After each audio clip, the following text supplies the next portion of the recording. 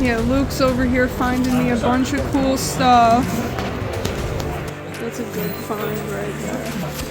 Got Shazam here.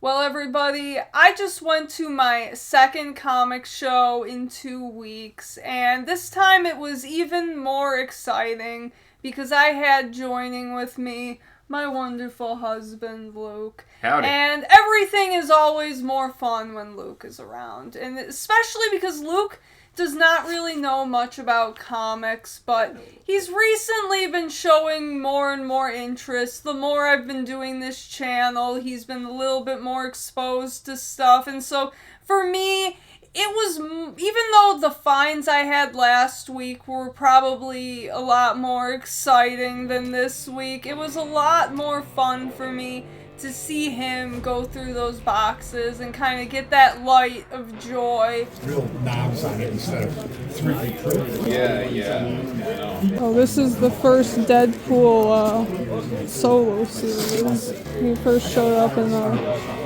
New Mutants and then X-Force. Yo, what's this? That's the first Deathstroke series.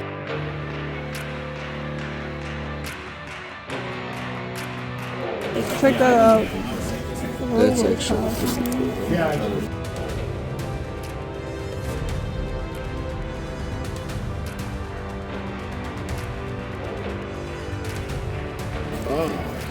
Oh, that's a cool Booster Joker card. color. Yeah, that's cool. Better in action. Yeah, I'm sure you've seen that cover before. That's Jim Lee. It's pretty cool. You know anything about Ronin? I do not. I don't know anything. So we don't have this, is what you're saying? Yeah, that's what I'm saying. That's cool. Already sold. I know. Yeah. So yeah, you check that out. Yeah. Picking up Frank Miller's Ronin. Yeah. Big Frank Miller fan. And Luke actually picked out something for himself. I want to give him the spotlight first and let him talk about the book he decided to pick up. So, Luke, if you want to go ahead, I will scoot out of the way. All right. So, this is one of the few times I've ever been to one of these events. Found myself a copy of Frank Miller's Ronin. I'm a big fan of The Dark Knight Returns. So I saw this and I was like, hey, I've seen this artwork before. I'd love to give it a swing. And I don't know too much whether about like the different kind of printings they have had before. But I had my lovely wife authenticate it for me. This is in such beautiful shape, and so there was a $10 sticker on it. But we bought 2 different comics, one of which we'll show you later. We talked him down to 15. He was very fair about it. I was like, hey, Ned. I mean, they were coming over while we were looking through the boxes, saying make an offer. They wanted us to buy these comics, and I'm glad I did because this looks like in near perfect shape. There's a little bit of a see if I can get the lighting there, so you can see the crease, right there in the camera, right there. But other than that, it's just in absolutely perfect shape. I'm not like a picky. Yeah, there's a little bit of a bend. I'm not. That's her thing. I'm like, oh, look it, you can read the pictures and everything's clear and straight, and I don't care. Cool, done. I mean, I'm not a stickler. But no. You're not a stickler, but you got that eye for stuff that I don't care about. So I'm very happy with this purchase. Got it at a very good deal, and I hope I see him again at another event. I can't wait to read this. Yeah, check this out, Luke. This is cool. This is an issue of Amazing Spider-Man that wasn't approved by the Comics Code. So, like you'll see on here, this one has. Yeah, that's cool. I don't have that one. Do you know anything about Brightest Day? Yeah, it's like the follow-up to Blackest Night. It's not as interesting, but it's a cool cover. Oh. Yeah, for sure. I have no idea what that is. What the hell? Cool. That's a very silly cover. It's like The Dark Knight Returns, but he's wearing... This is some cool stuff. This is some weird stuff I've never seen before. I don't know how I feel about that. That made me feel weird things. It made you feel weird things? I don't know. It is kind of weird. Oh, this is Ed Piskor.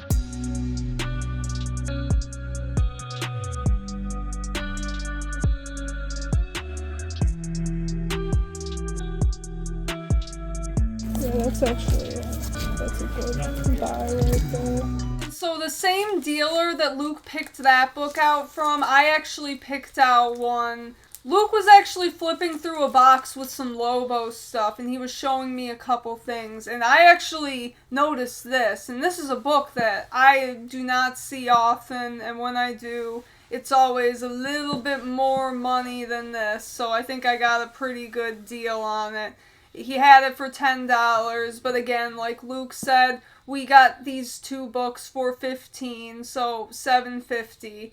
And this is Lobo number 63. This issue was late in the run, and it had a very low print count, so these actually do fetch a little bit of value because they are somewhat hard to find. I had never seen one out and about, and when I do see them listed online, these go for quite a bit more than what we paid for it. Lately, these have been getting pretty popular, and I just love this. That's such a sick cover, honestly. I think this is like the second to last issue of the run. This is part 1 of 2, so I need to find that one next. But yeah, even if this wasn't so cool for that reason, I would still love this because you got the demon, you got a lot of cool stuff going on there. That is just such a cover. So yeah, that was the first booth we went to as soon as we walked in. Before we even paid for our ticket, those booths were set up right at the entrance, and so we were just blown away right off the bat. I was very excited with that find, and everyone had a lot of great stuff, but this time around we didn't have quite as much money to spend, so I was definitely keeping things cheap. Most of the books I got were actually dollar bin books.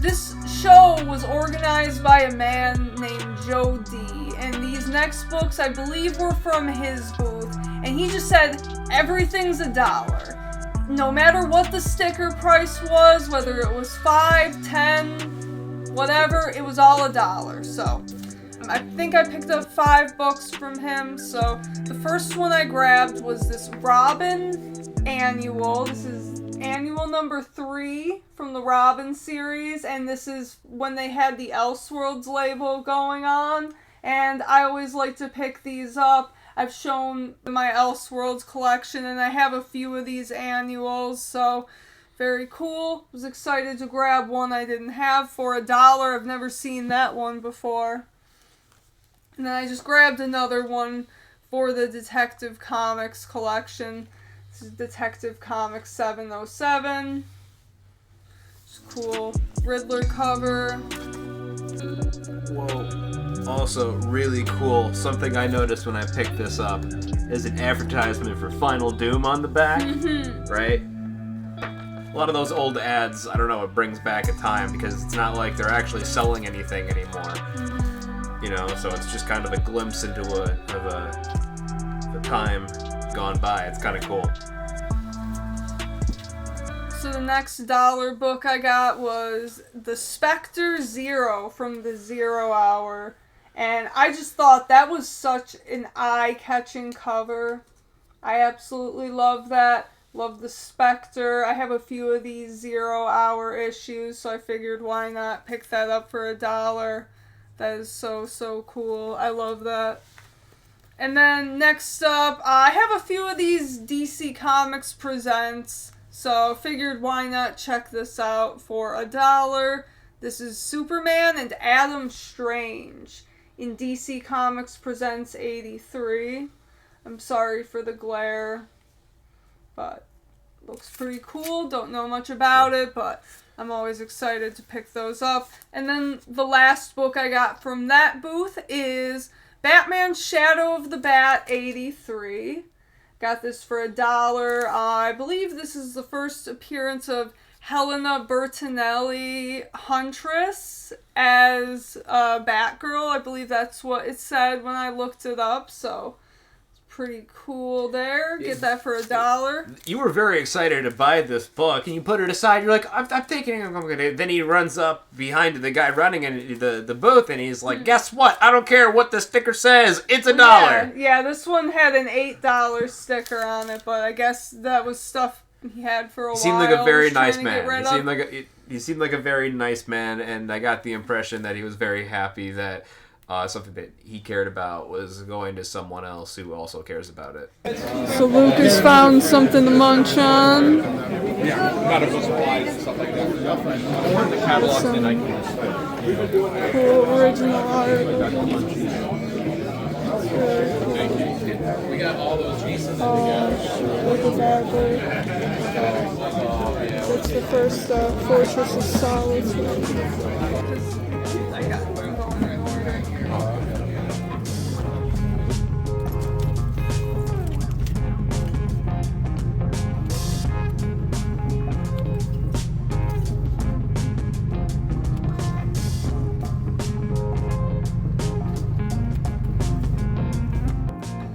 Then I actually made a beeline over to a booth that I had already went to last week at the Buffalo Con.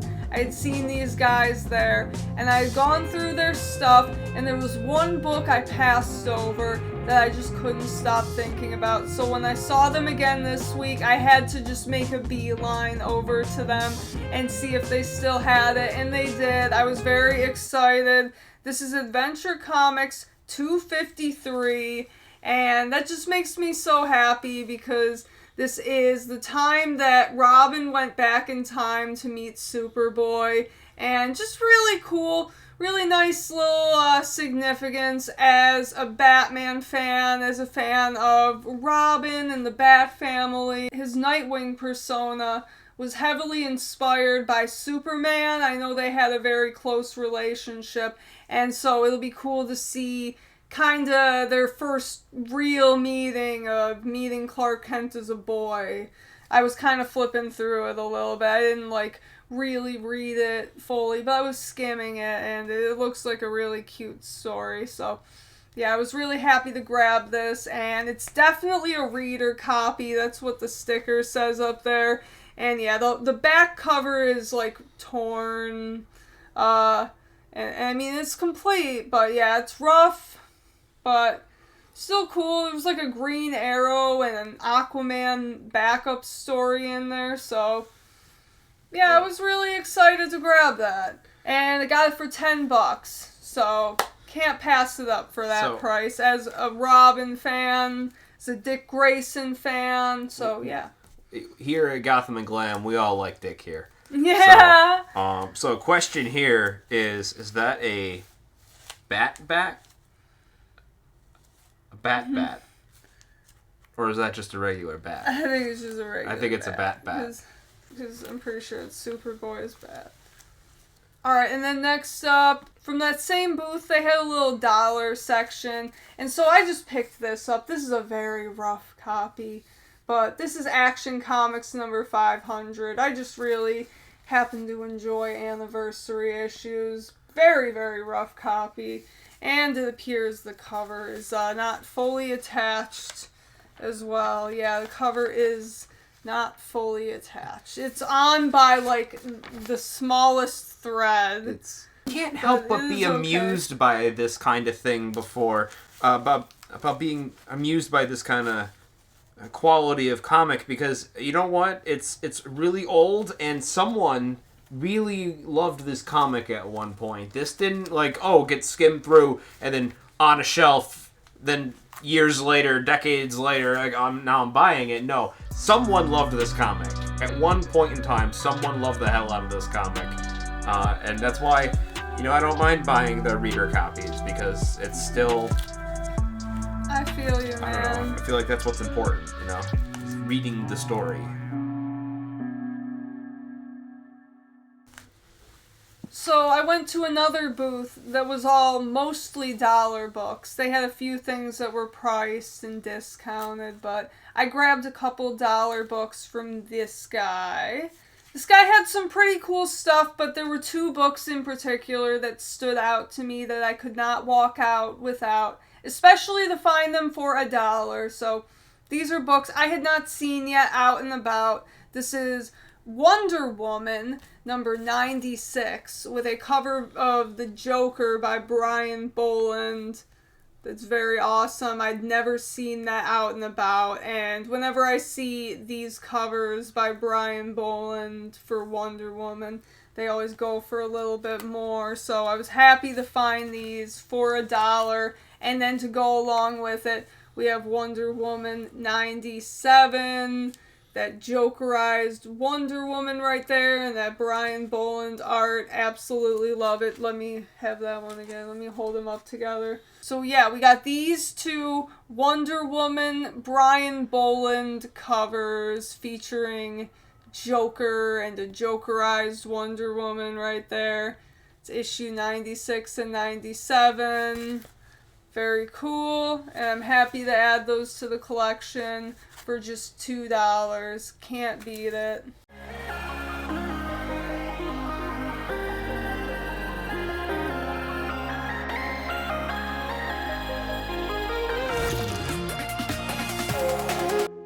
And then I just have one book left to show. This is from a dealer that I've bought quite a few books from before, and at this point I was kind of running low on money, but I found this and I really wanted to get it. It's a collection I've been trying to build up lately. I added a few to my Superman's Girlfriend Lois Lane collection, and this is issue 75, which is really cool. You got Lois Lane being a badass right there, putting Superman in his place. So, yeah. That's a very silly cover. Yeah, it is. Yeah, I've just been having fun picking some of these up lately, and so I figured I'd grab this nice Silver Age Lois Lane for $3. Why not? That just couldn't pass it up for that. I love that goofy cover. So the silly Silver Age covers are quite amusing. That's something I've learned to appreciate, the really old silly comic covers. So, like, it's kind of crazy to me because last week I had, like, an insane haul and I was so happy and excited for the deals I was getting, but, like, honestly, I'm equally, if not more, excited about this haul of books right here. Even though most of them are like dollar bin books, I got to enjoy it with my husband and experience this hobby and how much joy it brings me with him. Really enjoyed seeing the joy that it brought to him, so. Yeah, I had a blast with all the nerds. Yeah, he was chatting it up with people. Chatting it up. He was flipping through some boxes, and I got some footage of him flipping through some boxes because it just brought me some joy to see him enjoying what I do and starting to kind of see what I do in it. So, yeah, it's not like a crazy big haul, I don't have like a lot of big key books, but these are all things that I like to collect, and I found them, and I was happy with the deals that I found.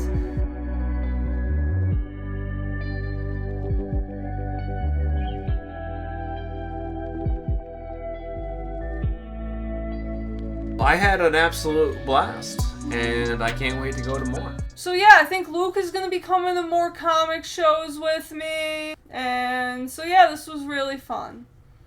So thank you, Luke, for joining me. I will pester you. Thank you to all of you for watching. I hope you enjoyed my haul. This year has been off to a great start for my comic collecting, and yeah, I'm just so excited. Well, you're excited because you're showing the fruits of your comic extravaganza. Yeah, the year was definitely starting off a little slow. but these last 2 weeks have just been phenomenal. Like we've Yeah. pretty. So yeah, I can't wait for more. I'm so excited for summer. I already know it's going to be amazing, so stay tuned for that. And as always, thank you. Have a good day. Can't wait for Hawaiian shirt season. Oh yeah, Luke's got to do a video showing off his Hawaiian shirt something collection. of a Hawaiian shirt enthusiast.